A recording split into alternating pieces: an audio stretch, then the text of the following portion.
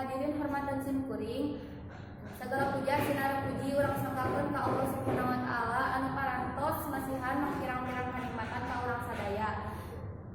Sanaos urang leungeun nyatana, hamun tiasa kaetang jalaran sakitu seueurna eta kanikmatan moal tiasa kabayar.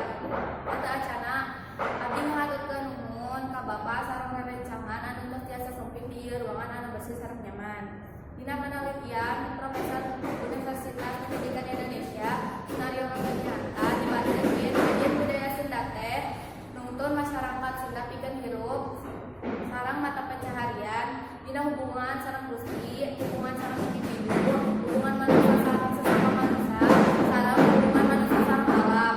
Intina ajaran budaya Sunda teh nuntun sareng ngajarkeun ka urang Sunda pikeun hirup kalayan damai, kalayan aya hubungan sareng Gusti, sareng diri, sareng sesama manusia. Kuring harap urang tiasa jadi jalmi anu langkung beradab. Sim kuring ngaharepkeun urang tiasa ngahontal kehidupan anu damai, ngawangun hubungan anu harmoni sareng damai dina sagala aspek kehidupan.